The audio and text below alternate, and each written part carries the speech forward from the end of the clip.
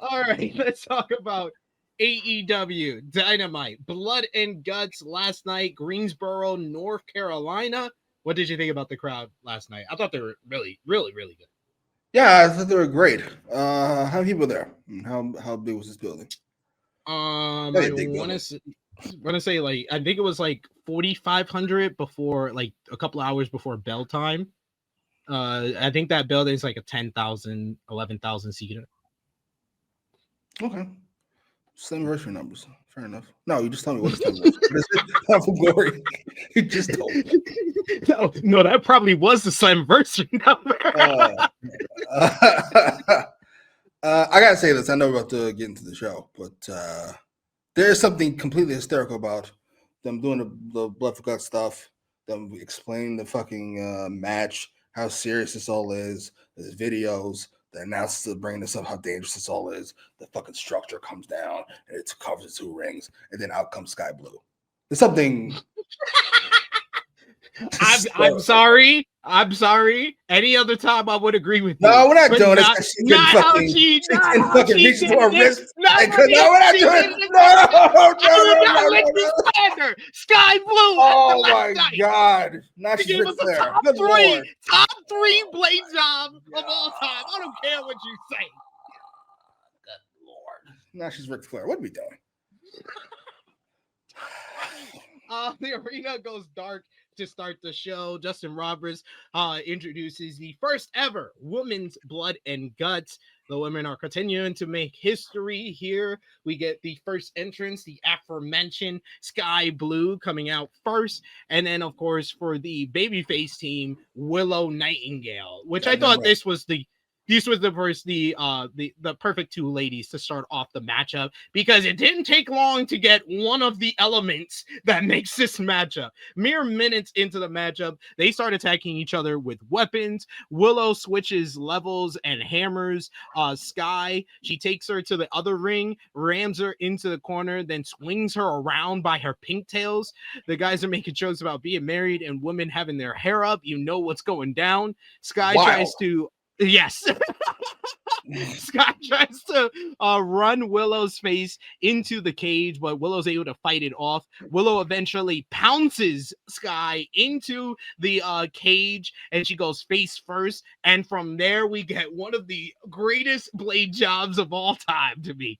Blue is fulfilling the blood portion of the blood and guts matchup very early on in this matchup until she is joined in the ring by her fellow sister of sin, Julia Hart, to give the heels the advantage. They start ripping away at the pad. They're looking for something, but then they bash Willow's head into the turnbuckles.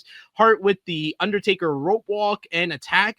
Hart checks on Blue, who is bleeding uncontrollably at this point. They instead got to ring number 2 and proceed to double team Willow. We get the cartwheel clothesline from Blue, a running back elbow from Hart, and they do double team front suplex and basement superplex. And then we get Sky, who says, "This is my match now," and just pouring. Oh my god. Pouring with blood. Her shit was caked up. This is one of the greatest Crimson Masses in AEW history. This was great. You get next, Feel the Wrath. Well, Harley Cameron is out to back up her Babes with Wrath tag team partner, Willow Nightingale. So you get a preview of the Sisters of Sin versus the Babes of Wrath. They get some double team. We got the Tree of Woe and then a drop kick with a chair into the face. We get Willow hitting a cannonball in the corner with a trash can lid with a smile on it right in front of her. Then we get Sky has a choke on Harley, while Willow hits a pounce period on Julia as we return from commercial break.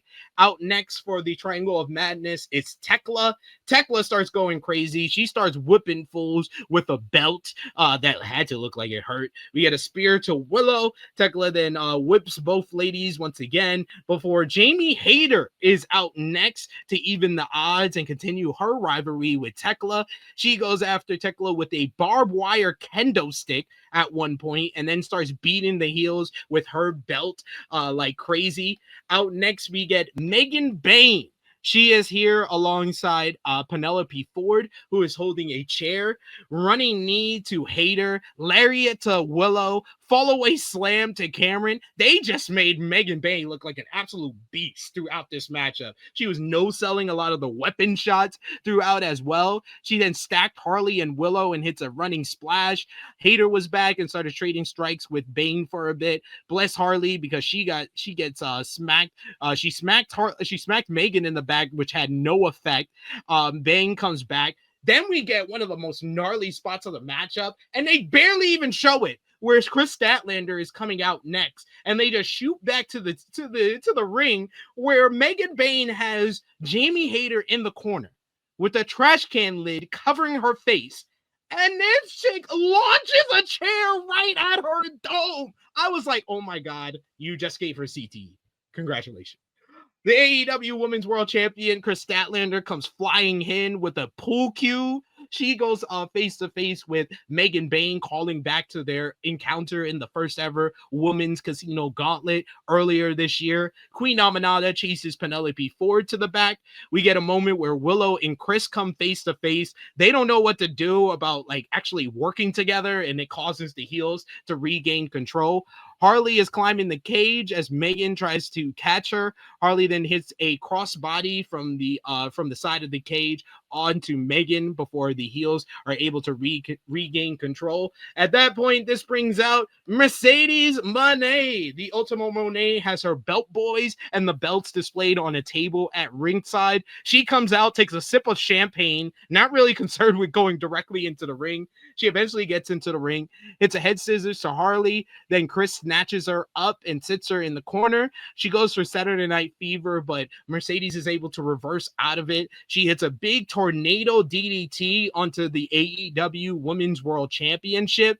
And well, shit, she says, I actually like using the belts as weapons, so she goes outside and starts grabbing all of her weapons. She grabs all the belts from ringside and brings them to the ring. Basically gives it to her tag team partners to start using against the baby faces here. Then we get Mina Shirakawa was out next. She comes out with a barbed wire bat to join the fray. She starts going after a couple of the heels, starts going after Megan Bayne and a measure of revenge for last week's matchup. Then you get Marina Shafir, who really kind of changed the tone of this matchup a bit, where she comes in and it's straight up Death Rider mode. She goes right after the AEW Women's World Champion, Chris Statlander, drags her out of the cage, brings her to the floor. She whips her into the barricade, and then she unveils a bed of nails for the first time since All in Texas. She pulls it out. Her and Chris Statlander fight over using the bed of nails before she's able to hit a mid kick right to the chest. And Statlander takes a back bump right onto the bed of nails, which had to hurt, had to suck. You get Marina Shafir, who takes off her socks, throws it in her face, and basically flips her off. Marina then enters the ring, and this is in time for the final participant into the Women's Blood and Guts, Timeless Toni Storm, who is clutching her pearls. She got pearl necklaces that she starts using as weapons. She starts smacking fools left and right. Everyone squared off with an opponent, though, so where the official Blood and Guts matchup begins, and now you can win by submission or surrender. Storm has a bucket with champagne broken glass bottles as she tries to do another tap pie street fight in the middle of this Blood and Guts. She nails Marina Shafir and Megan Bayne with some punches. Mina and Tony hit double DDT on Megan Bayne before we go to the final commercial of the matchup. You get Hayter and Blue have climbed the cage. Hayter is hammering away on Blue when we get the heels to fight back. We get a pounce period on Tekla and Hart. Mina comes in with a tornado DDT. Then out of nowhere we get the Triangle of Madness. We get Tekla and Julia Hart just decide to climb out the cage. They climb through the thrust and basically climb to the floor. They start setting up things, and then Mercedes starts throwing all the baby faces from out of the cage and basically tries to separate the babyface team a bit with the Triangle of Madness attacking them on the floor. Meanwhile, you got Timeless Toni Storm, who's attacking the heels in the ring with her high heel. On the floor, though, you get a double spear by Tekla onto both Harley and Hayter to take them out. Hayter took a horrible bump outside of this cage where she went falling down the stairs and then went into the barricade. She also had a fun spot where she tried to powerbomb Sky Blue through a table and it did not break. It felt like this table was from Japan and she had to do an elbow drop and all the table did was slightly bent. Then you get Mercedes is dominating in the ring when Harley shows up with Mini Monet to one of the biggest pops of this whole entire matchup, which was insane. Mercedes takes the Mini Monet puppet off and it reveals that Harley is wearing brass knuckles, which she uses to punch out Mercedes. Eventually, Mercedes joins the rest of the crew outside the ring, and she eventually gets a Samoan drop through a table at ringside by Chris Statlander to take them out. In the ring, you got Timeless Toni Storm, who pulls out a mirror. She's going for Sweet Cheeks music with the mirror in front of Marina Shafir, but Marina gets up and smashes the mirror over Timeless Toni Storm's head. Willow with a superplex off the top rope to Megan Bayne, right onto both aprons between the two rings. That looked crazy. She then wraps a barbed wire bat, does Marina Shafir. She takes advantage of Megan Bayne being out of this. She tries to lock on a figure four with the barbed wire bat in between it until Marina Shafir shows up. She stomps on the glass that is on the mat and stomps at the chest of Mina Shirakawa and then locks her in mother's milk. Meanwhile, the rest of the heels, the Triangle of Madness, have returned to the ring and they're holding Timeless Toni Storm. So she's forced to watch the woman that she loves, her tag team partner, being destroyed, being choked out by Marina Shafir in the mother's milk. Meanwhile, you got Megan Bayne, who has picked up one of Mercedes' titles and is whooping Mina Shirakawa with it in a similar fashion of how Timeless Toni Storm was turned on and betrayed by Mariah May. So she's forced to watch the woman she loves, her tag team partner, being whooped and tortured and punished in the same way she was before. So she has no choice but to surrender. The heels get the win. Triangle of Madness, Megan Bayne, Marina Shafir, and Mercedes Moné. I thought this was an awesome matchup. This was chaotic. It was not always the cleanest. It was clunky at times, but it just added to the feel of this is just wild insanity. This is batshit crazy. All these women deserve a bunch of credit, but I really think the MVPs of the matchup, people that probably got over the most in this matchup, Megan Bayne looked like an absolute beast. Marina Shafir was a real difference maker in the matchup. I thought Timeless Toni Storm added a bunch of story to the match. Of course, Sky Blue with that blade job, but just overall, the ladies, the women's division, this is one of this is one of those matches that you look back on and just say this was a big moment for this entire division. Great match. What did you think? You're doing well to the end there. I think you look back and say, I thought this would change things, and it hasn't. This is a good match. It was a very good match. You talked about how clunky it was. It was quite a bit, particularly when Ric Flair and fucking Julia Hart were forced to do anything on their own. I'm sorry. I know you all love Sky Blue, and yes, she is rather good with the razor blade. I know some chicks on Fordham Road who are rather good with the razor blade, but I don't think that makes you qualified to be a professional wrestler. No disrespect. That beginning where they have to sync up their moves and slam Willow around, it's awful looking. I'm sorry. It is what it is. I'm not gonna blame Jimmy here for the table. Nothing you can do about that. The table doesn't want to cooperate. Not her fault. She's still a professional. One of the best in the business. This one, I liked it. It was violent. I thought everybody stood out appropriately outside of maybe Tekla. Sorry. I mean, your whole thing is that you're kind of crazy, but not really compared to Toni Storm or Marina Shafir or the rest of your teammates, one of whom is bleeding like a pig. I thought she looked good when she first came in, but the biggest blunder in the matchup is her trying to tell fucking Harley and Hayter to run at her so she could spear them outside the ring. That was just like, you just made everybody look stupid. Tekla stinks. Can we just say this? How long does it wait? No, I'm just wondering how I do long not I think have to Tekla wait. stinks. No. Oh, fine, sure. Stinks is strong. I'm talking about comparative to her spot. Like, she should be like Sky Blue, or like that level of performer. TJ, like people should be offended if they have to lose the Tekla in 3 minutes. They should be like, what?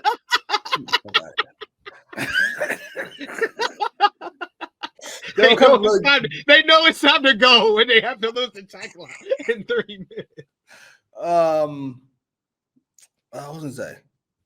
Oh, that's about what Mercedes throwing people out the ring. Do yourself a favor. Watch her throw Jamie Hayter and then Harley and then Statlander out the ring. It's like watch 3 different ways. Bump, and then watch how Cameron bumps out that fucking ring. It's 3 different ways.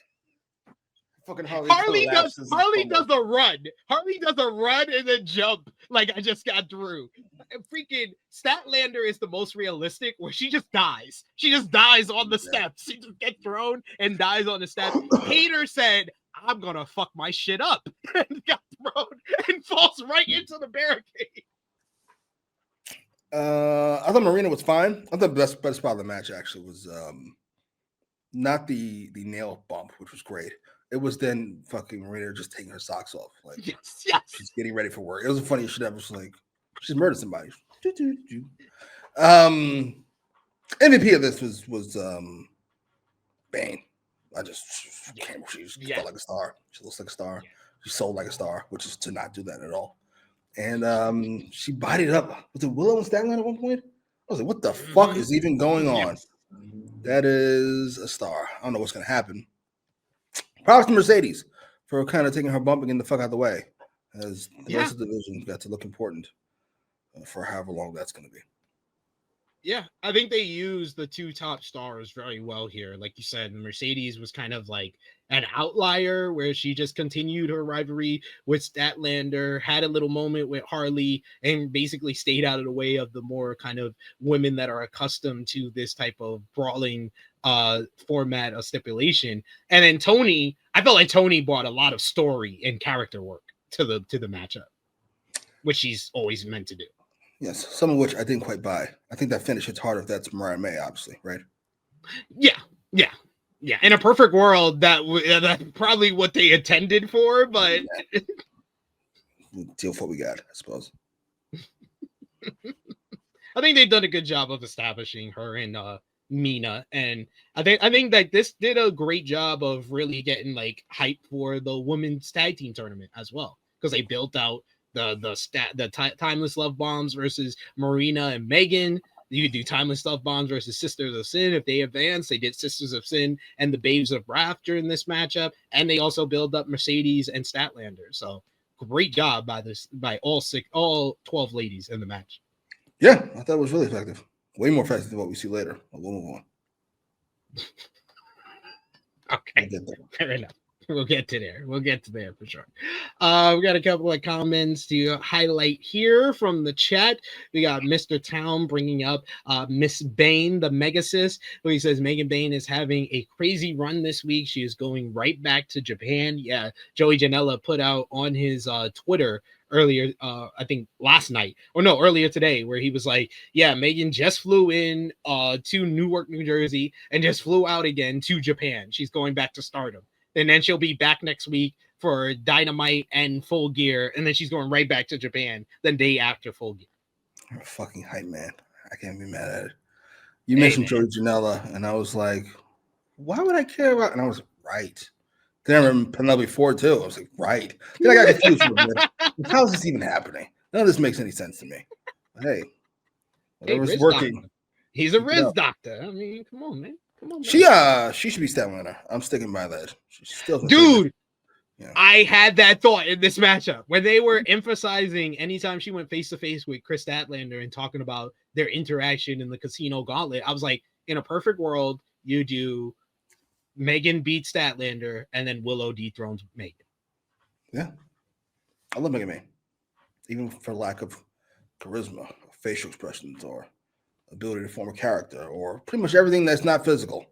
It's hard to explain. Some people are just that fucking good. Still my favorite Julia match ever, and probably my favorite Julia match of all time if Triple H has his way. Oh my God, we ain't talk about that burial. Holy shit! That felt more like a Gave restart, up. though. We gotta do this again. I fucked up. Let's go back. Let's run that back. Well, he wouldn't say that. He said, my people fucked up. We're gonna do that again. It's not my fault. It's not my fault. It's their fault. It's someone else's fault. It's definitely not my fault. We're gonna put you with the Kabuki Warriors on Raw. That's probably the solution. Please. We got a super chat donation from our good brother Chuck Berries in the chat. Thank you so much, Chuck Berries, for the support here, sir. So we'll give you the mic so you can speak, bitch. Come on now. Oh my God, Siobhan. What the hell is wrong with you? Chuck Berry says, I might be alone in this thinking, but if Tony and Mina don't win the tag team titles, I am going to be kind of pissed. I mean, this finish did set up where the logical thing to do is the Timeless Love Bombs become the first champion. Yes, a very feel-good moment as Tony Storm and this Make-A-Wish kid win fucking tag team titles. It's beautiful. It's beautiful. You gotta stop. You must be. Jimmy Macram do not necessarily reflect those of True Heel Heat, its viewers, or affiliates. Fucking The Rock and the Brooklyn Brawler win the tag team titles. Come on, Brooklyn Brawler! What are you doing? Come on, she doesn't win any real matches. She's not particularly talented as compared to the rest of the field. Like, what are we doing? And how long are we going to do it? Brian May left. Can we move on? Can we let this go and keep her around forever? Jesus. Oh, Jesus Christ. Dion says Tony Storm is morphing into Pennywise. She that face paint she had on was crazy. I was like, you do look very unhinged coming into this cage looking like this. Yeah. We got also here in the chat. Saw some comments I wanted to highlight. Oh yeah, we got Fitzgerald who said the women showed out. I put them a step above the men's with how good it was. And we got James Hayes who says the women's match was awesome. Yeah, I feel like the women's match, I feel like the wrestling in the men's matchup was technically better, but this was the more crowd pleasing and more violent spectacle that we come to expect from Blood and Guts. And it had the better layout because I'm going to tell people, I'm going to say the same thing I told Triple H's dumbass the last couple of years. I'm going to tell your dumbass, Tony Khan. Just because you're doing 2 Blood and Guts matches doesn't mean that one has to be with the baby faces having the advantage. You did a good job of explaining that away, and the second half was the heels in the advantage. But you don't need to even put yourself in that situation. Just Blood and Guts War Games are much better when the heels have the advantage. Blood and Guts and War Games are much better when there's stars involved. And fucking Darby and Moxley don't quite make up for 8 other fucking people. I'm sorry. Just doesn't. No disrespect. Very disrespectful. A good doer says, I love that Mercedes gave the shine to her team by being taken out. All of them will wear gold in 2026. Dope. I did love the final shot of all 5 of her teammates in the ring celebrating. And Mercedes is just laid out in the table. I'll be nice. Interesting visual for me. Black woman just laid out. These 5 white men raise their hand in the ring. It's just kind of, you trying to tell me something? What's going on here? I don't know if I like this. Oh, now you accept Mercedes into the community. All right, I'll see how it is. She's a quarter or whatever she is, right? Yes. She's half. She's at least half. Half? I don't know about that. Is she half German or something? That cancels it out. You gotta take a biology class. My God. Pedro says Sky Blue has cemented her spot of bloody woman in AEW history. We got Alexander who asks, what are you gonna say? It didn't work out great for everybody being a bloody woman in AEW history. So what? Was that secure yet? Nothing. They decided they're done. Alexander says, was Harley's outfit a Tifa Lockhart outfit? Yes, it was. She confirmed that on social media. Seems like everybody enjoyed this women's blood and guts matchup for sure. We got Mercedes did not bleed in the matchup. But she, like you said, I think this was the best use where she was able to use her star power to put the spotlight on other people in the matchup. Yeah, it worked out well. Chillin' Chase says Megan Bain no-sold everything at the end, got suplex on the steel grate, and then the submission and gets up like nothing. She's a monster. Right. I loved it. Let's go. It's common sense. I'm not selling this Go shit. for it. What are we doing? What are we doing? What are we doing? I'm the Megasis. This is great. This was great. Really enjoyed this, and it felt like a big moment for the women. So hopefully we get some type of follow-up. AEW Dynamite Blood and Guts. The show was up big. First time AEW has done over 600,000 viewers under the new Nielsen rate, as you have the show featuring the first ever women's Blood and Guts, where Megan Bain, Marina Shafir, Triangle of Madness featuring Sky Blue with one of the greatest blade jobs in the history of our sport. Oh my God. Bruh. She looks Bruh. beautiful. I need shirts printed ASAP when she posed with that shot. Absolutely. Oh, that needs to be a shirt, and they need to be printing it as we speak. Megan Bain, Marina Shafir, Triangle of Madness, and Mercedes Moné defeating Mina Shirakawa, Timeless, Toni Storm, Jamie Hayter, Harley Cameron, Willow Nightingale, and Chris Statlander in what was an absolutely batshit insane, historic, epic, and violent women's blood and guts matchup. I think this is easily one of the best blood and guts that AEW has done. It had it all: barbed wire bats, barbed wire kendo sticks. You had that bloodshed by Sky Blue. You had Marina Shafir being an absolute badass and bringing out a bed of nails for Chris Statlander and then throwing her socks on her. You had Timeless Toni Storm busting out the Taipei death match with the glass on her fist. You had Tekla and Julia Hart escaping the cage through the little hole truss. You had a mirror being broken out with Timeless Toni Storm getting a mirror cracked over her head. And just when it looked like Mina Shirakawa could get the submission win for her team, Marina Shafir stomps her bare feet on glass to stomp the chest of Mina Shirakawa, then lock her in mother's milk, while the rest of the Triangle of Madness held on to Timeless Toni Storm, making her watch, while Megan Bain gave Mina Shirakawa the similar beating that Mariah May gave Timeless Toni Storm just last year, whipping her with one of Mercedes' many title belts, forcing Storm to surrender for her team, giving the heels the victory in what was one of the best celebrations of the AEW women's division that we have probably ever seen. Just a great matchup, really stole the show to a lot of people on Wednesday, but it was just a night full of great matches, because the buffer match, the in-between match to the women's and men's blood and guts was this fucking banger of Falls Count Anywhere matchup. Breathe, huh? Hangman Adam Page scores a victory over Powerhouse Hobbs in this Falls Count Anywhere matchup, which on a night that had 2 blood and guts, JJ, we had the sickest bump in this match. That backdrop where Powerhouse Hobbs landed and bounced on his black ass. Dog.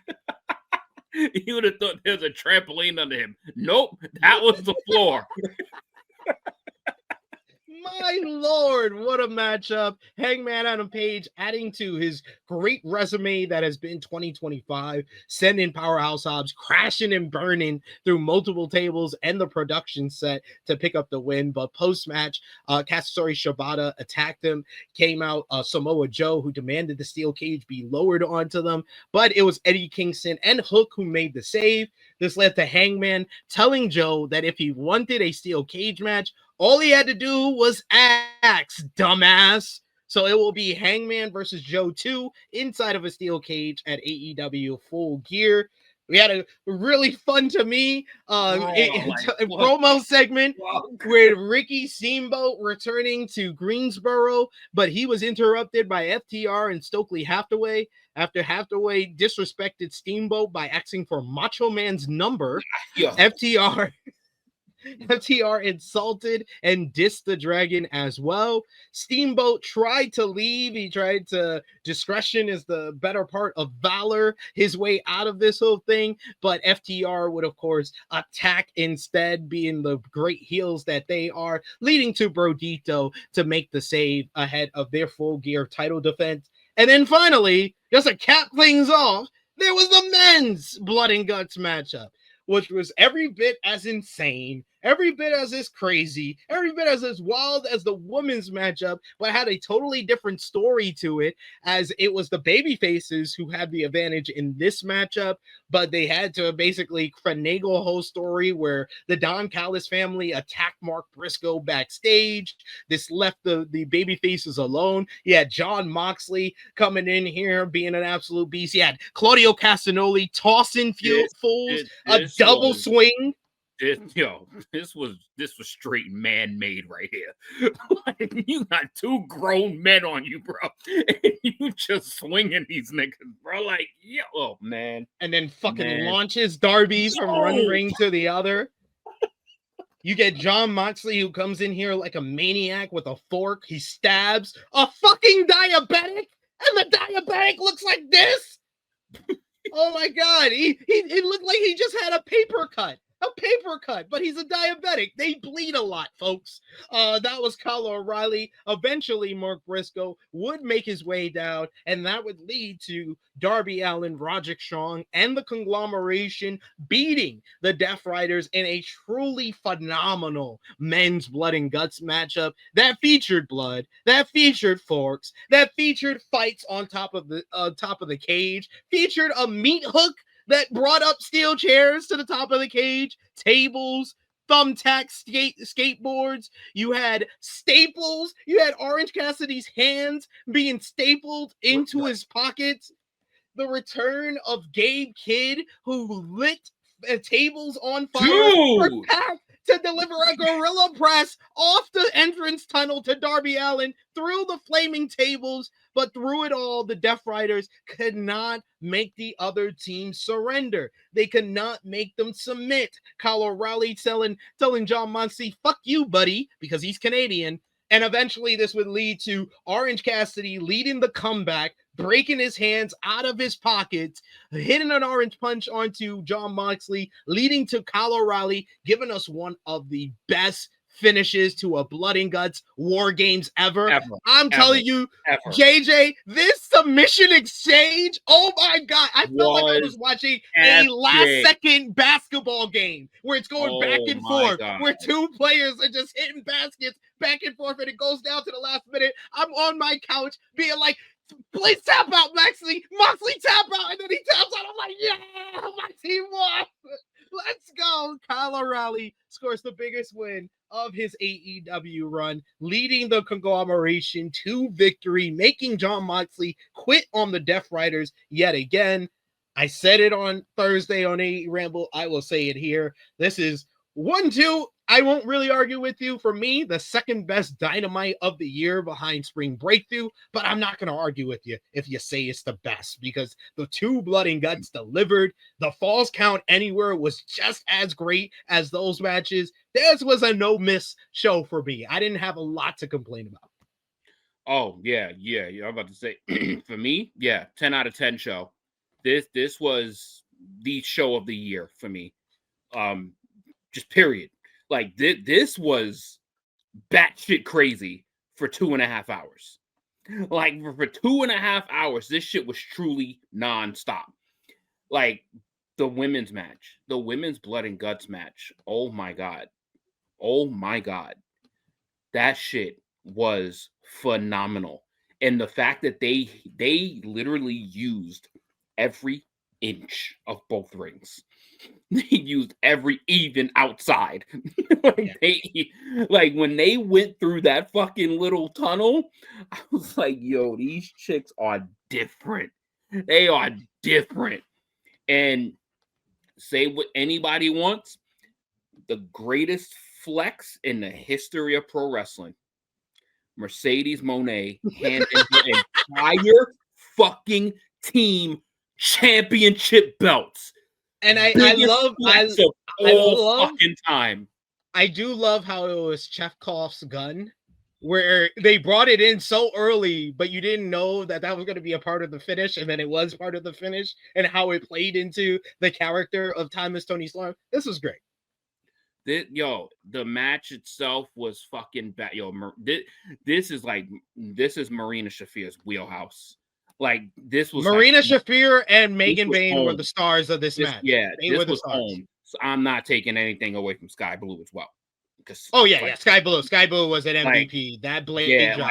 Oh my god! I would nod all of these women as great components in this match. They all did phenomenal. Like, all 12 of them. Like, and that's hard to do, to have 12 and just to mention out in the match.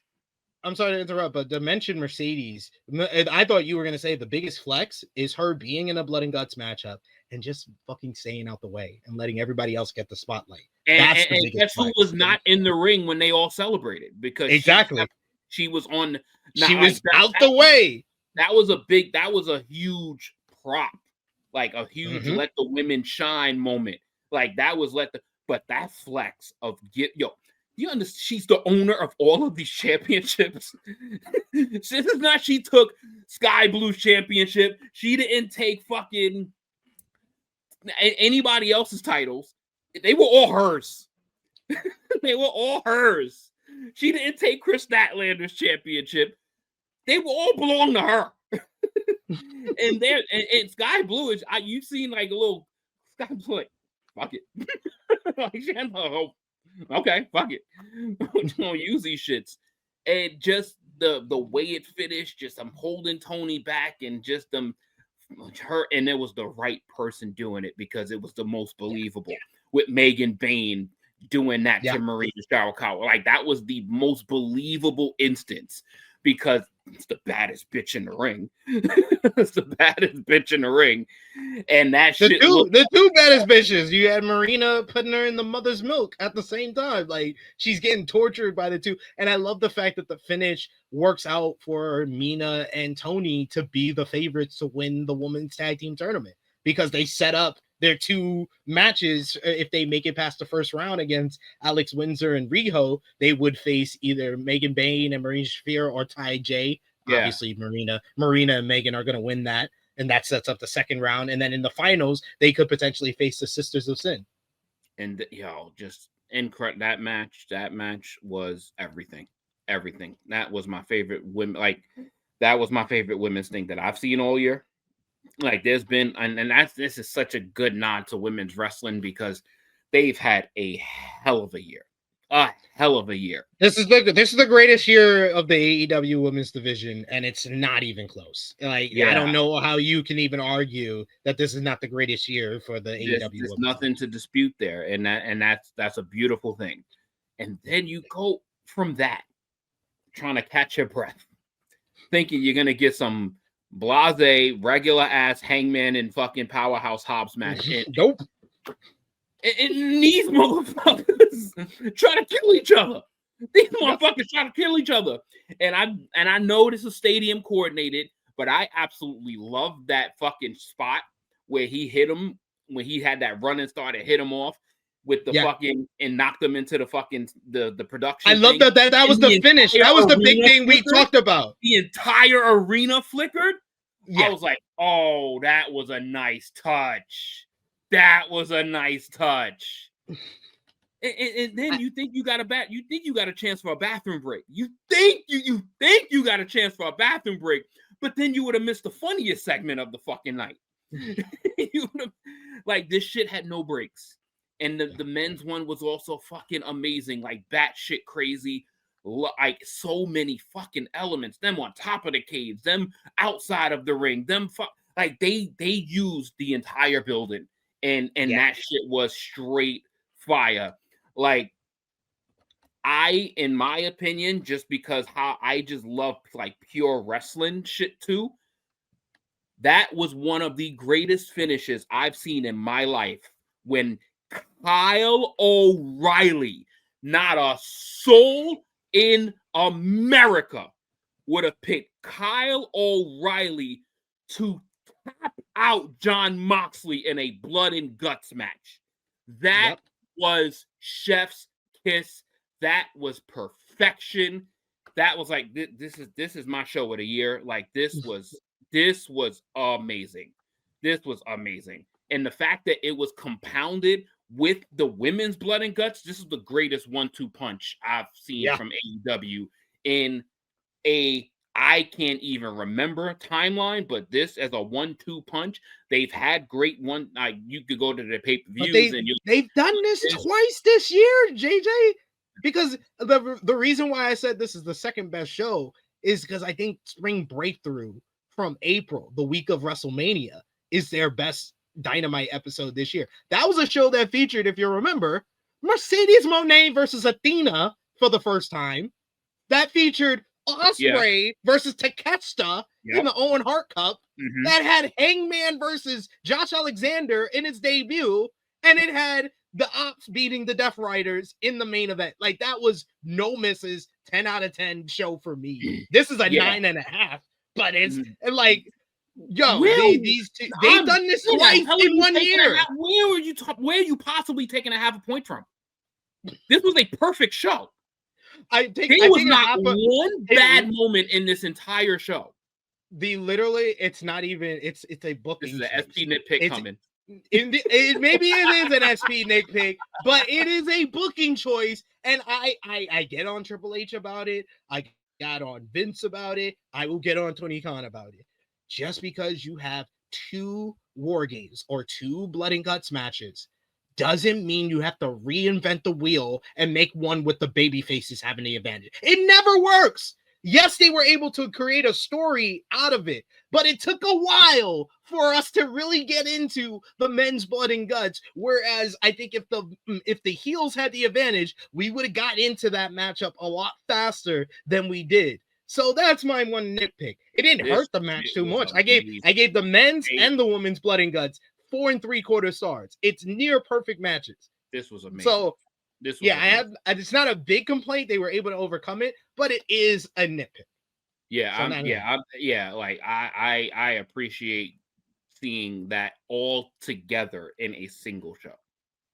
Like, it was a single show. This is not like, oh, this is from Revolution. This is from Double. And this was one night. This was one fucking night. Like, this was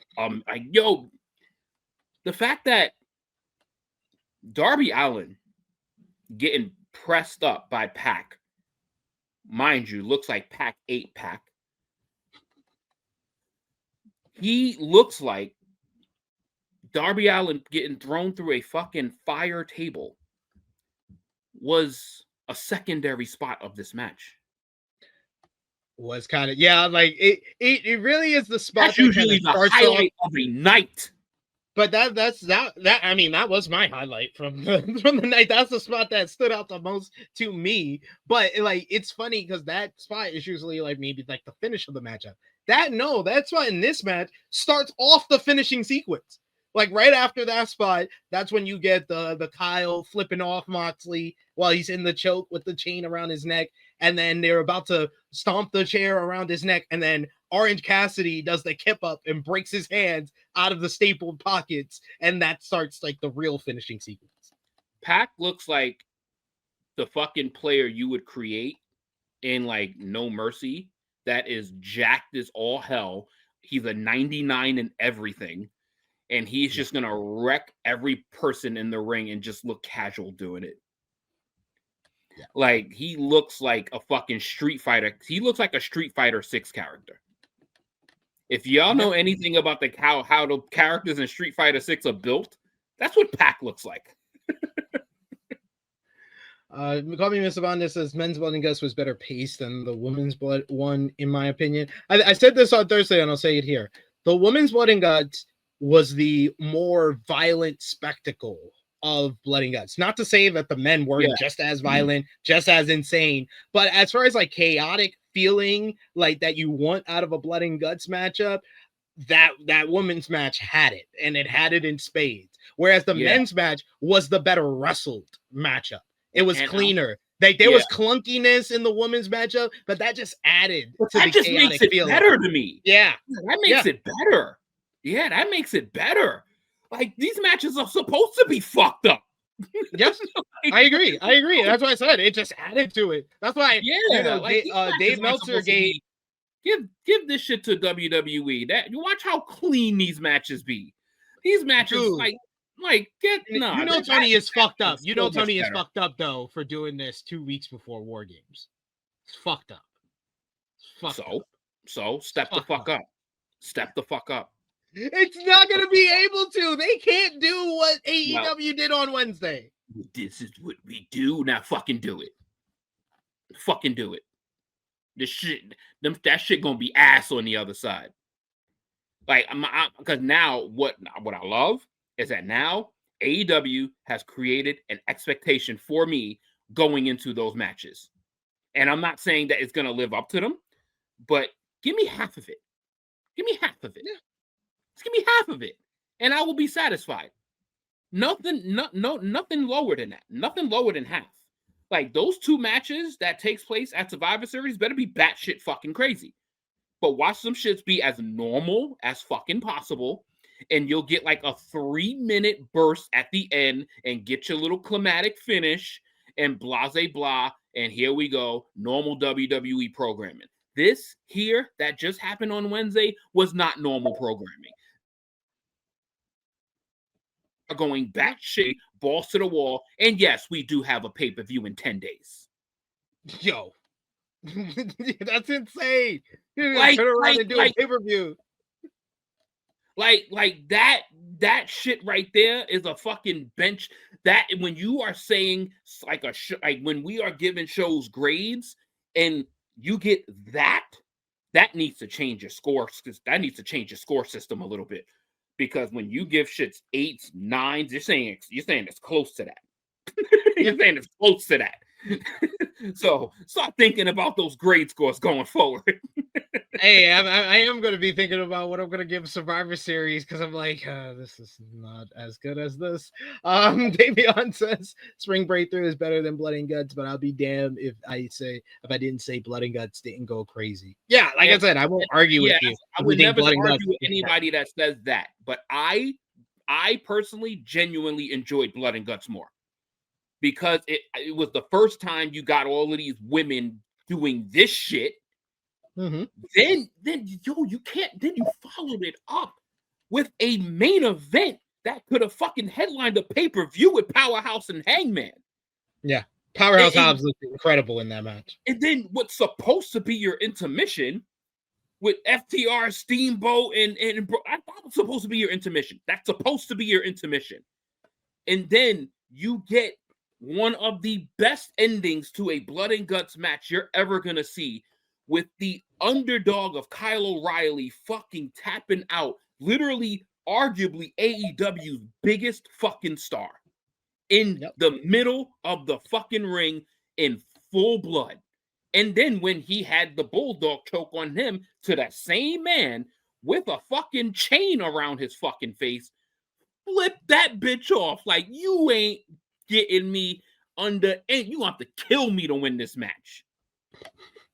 You have to kill me to win this match. So, like, for me personally, like, I enjoyed, like, the batshit craziness of Blood and Guts, this version of it, more than Spring Break. But if you like Spring Break more, I will not argue with you at all.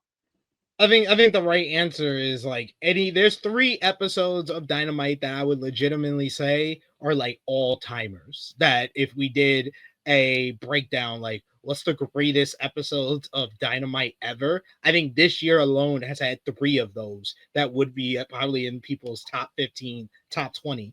That's Spring Breakthrough, that is Blood and Guts from this past Wednesday, and the Arena Mexico show, Grand Slam Mexico. Those 3 shows are all-timer AEW episodes. This was amazing. And I'm so great. You know what, SP? I'm grateful for you to actually start the show on such a positive note, because I know that we're going to be going very, very downhill. from we're gonna be going very downhill. But starting off on this high, this is wrestling. This is wrestling. Like, this is the shit that all of that fucked up, stupid, amazing, boring, dumb, that amazing part is what we got on Wednesday. Davion with a good question. He says, what are y'all favorite Blood and Guts matches since AEW have been doing them? I'll be damned if this Wednesday didn't have two of the best. If I'm excluding the two from Wednesday, I'd probably say either the Elite versus BCC, because they just had a bunch of just straight up some of the best wrestlers in that matchup, because Brian gets injured and he's replaced by Takeshita, and they put Pac in that for like no reason. They put Ibushi on the Elite side. That had some of the best wrestlers. I think the best story outside of Wednesday's matches, the best story in Blood and Guts was the first Blood and Guts of the Puerto Rican Combat Club versus the Jericho Appreciation Society. That's the big spot where Eddie throws Sammy off of the top of the cell. That has the ending where Eddie is trying to submit Jericho, but Claudio puts Daddy Magic in the sharpshooter, and Daddy Magic submits before Jericho can. Thus, Eddie is not really given his true revenge and has to continue feuding with Jericho, which really starts the Eddie and Claudio rivalry that we would eventually see in 2023. So, yeah, that one, outside of the two on Wednesday, I think the two on Wednesday is the two best that AEW have ever done. I would put the women's slightly ahead of the men's, but maybe tomorrow I'll put the men's slightly ahead of the women's. But those are 1 and 2. And then I would say the 2022 Puerto Rican Combat Club versus Jericho Appreciation Society is third.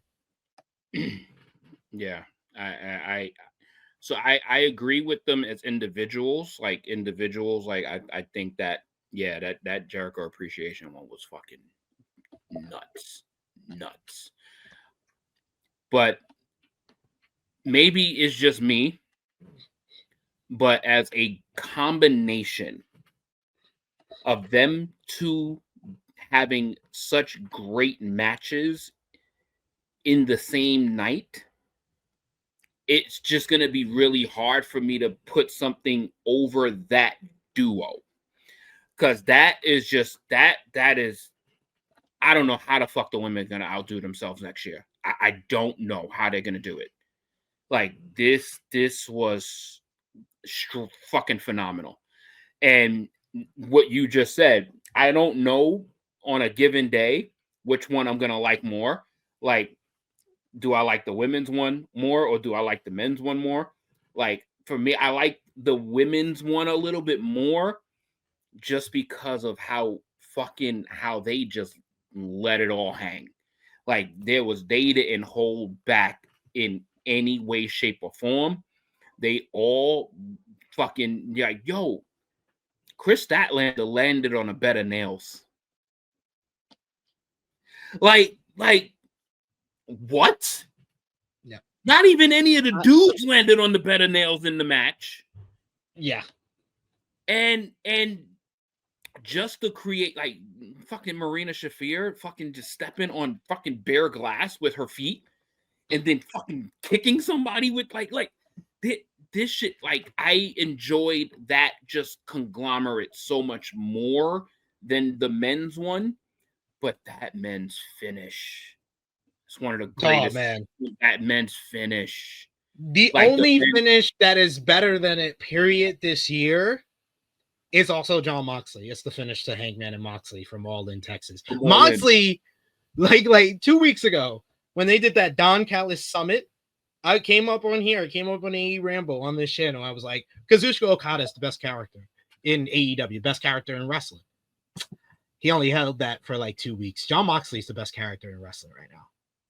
The fact that he is this big bad boss who's a manipulator, who can finagle people, get people to do stuff for him. But ever since All In, we've been seeing that when it all comes down to it, when he loses, all of his devices, all of his things that he uses to get an advantage, and it is about him and the other person. He's a coward.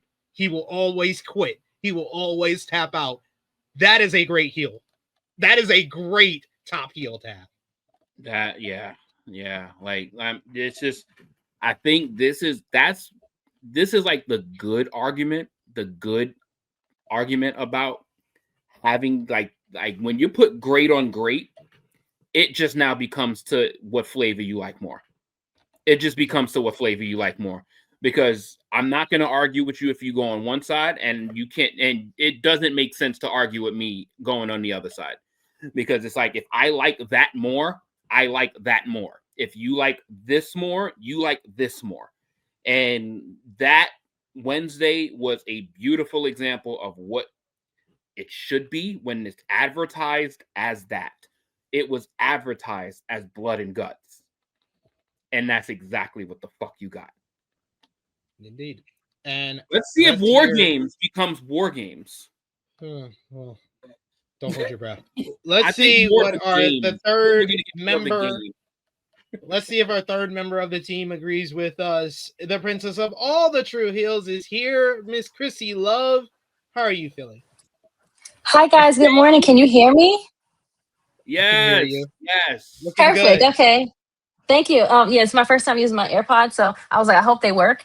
If not, then I'll go back to old school wire ones. But anywho, you sound phenomenal. Thank you. You guys look great. Happy to see you both. Happy Saturday, everybody. Sorry for my tardiness. My person was late today, so which let me be late. I'm so sorry. But I don't know how War Games is even gonna like follow up to Blood and Guts. I don't even know if it can even have the I don't see it happening. I'm so sorry. Maybe the ladies can, but then that's like, but like Blood and Guts delivered beyond. They didn't have a build, but they was like, that's okay. Stay right here. We'll show you. We don't have a half a build because we're going to give you a crazy fucking match. And that's what they did on Wednesday night. We don't have to have a build. No problem. And I think that's the AEW MO at this point in the game. Like we always say, they don't build up to anything.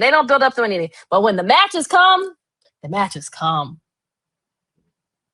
Yeah. Just that's it. With the women's division are able to overcome some of the booking issues with AEW. Yes. I don't always say, I think they did. I think they, in general, especially this year, they've done a good job of building up to stuff. It's just the women's division doesn't always kind of gets the short end of the stick, but they're always able to overcome it because of performances.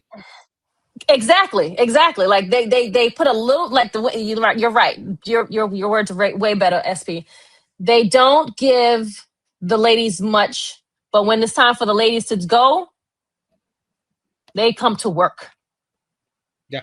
You want us to work? I said, no problem. We got this.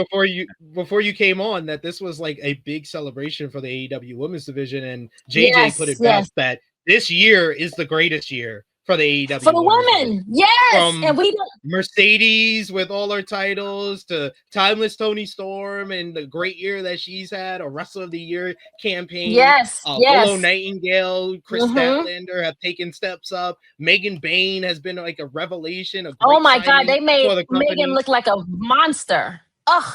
Yeah, but Megan Bain is a monster.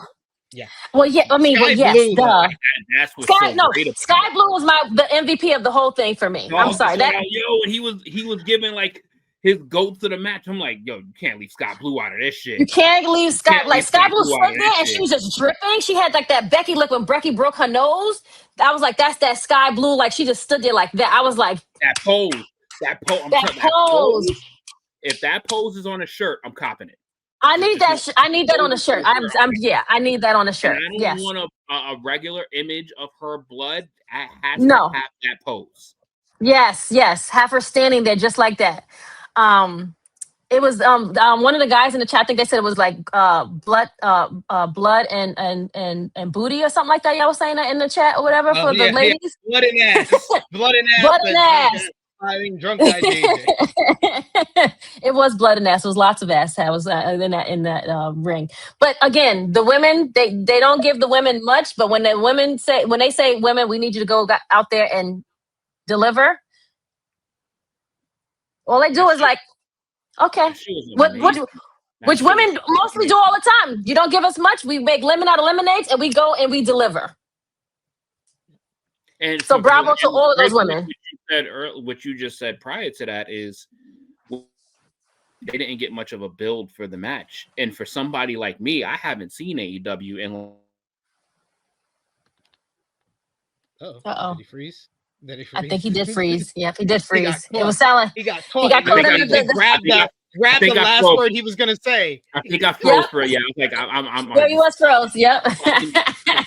Shit.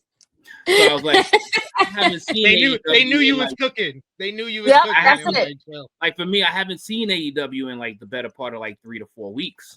Mm-hmm, So mm-hmm. I didn't see the build up. I just saw the action.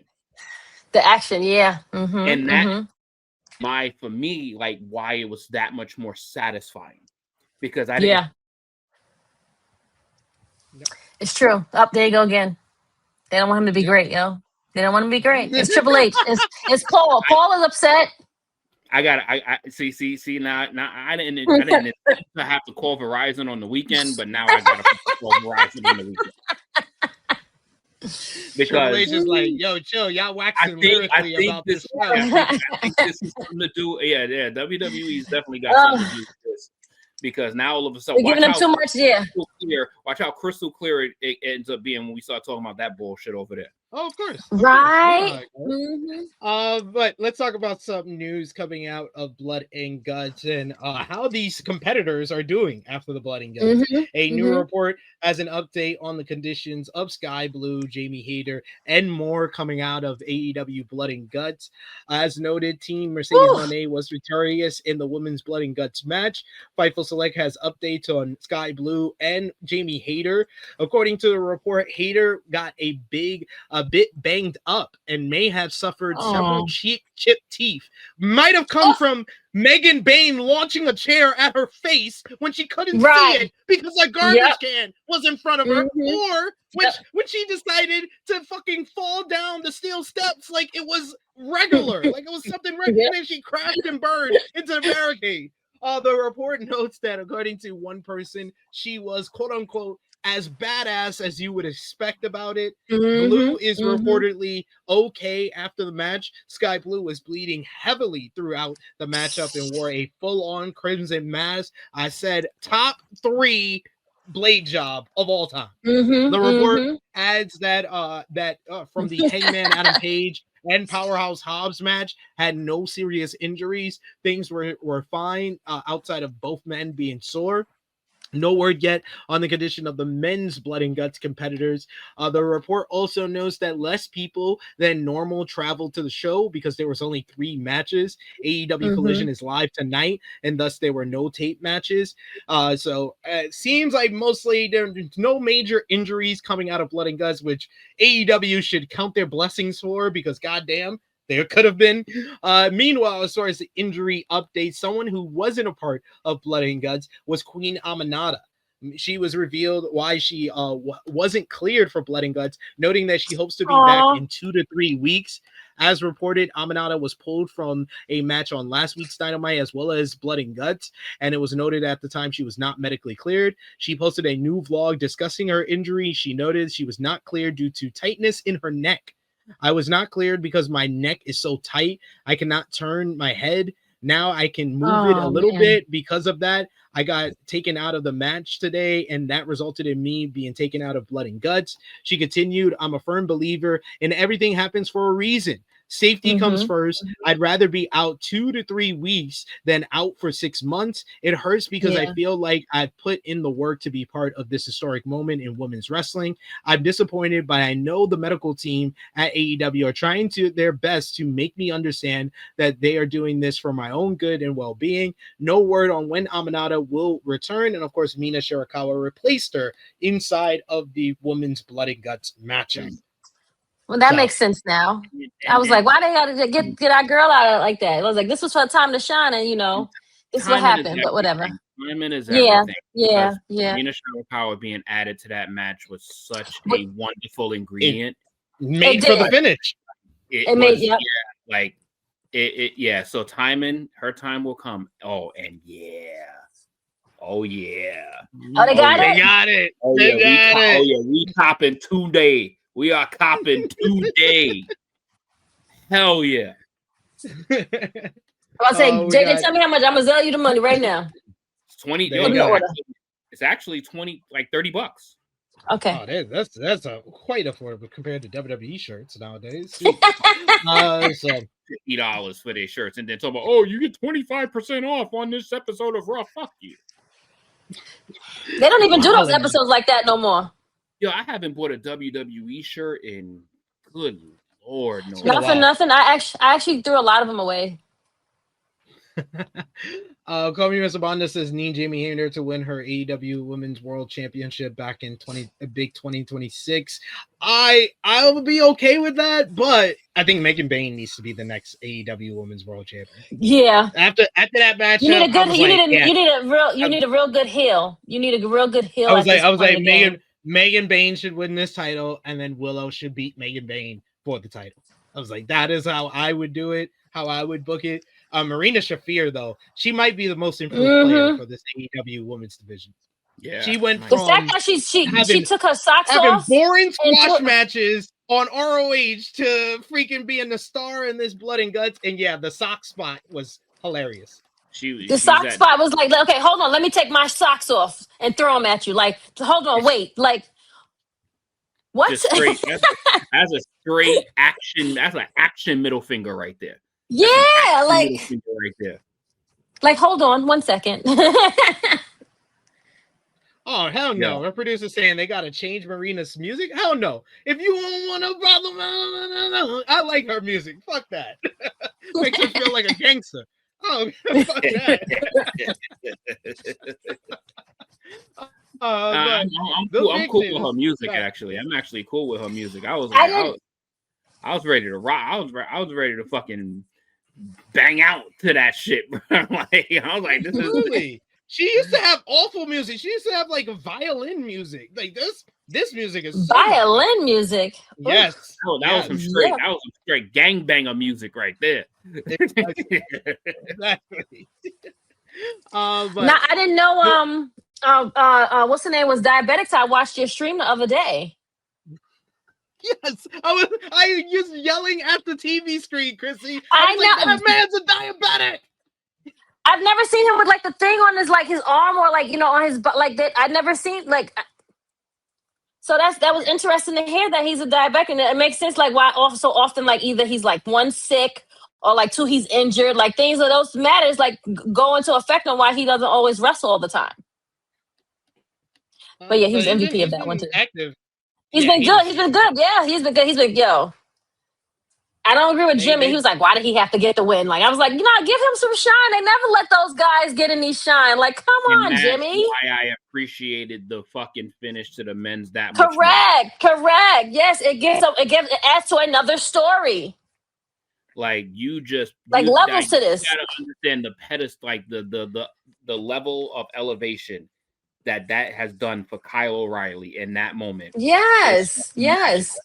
Fucking magic. Now I want to see what Kyle O'Reilly does next. Correct. Yeah. And they built to that moment perfectly the last month. How he punched the referee in that first matchup to then tapping out in this one. It just worked out so well. But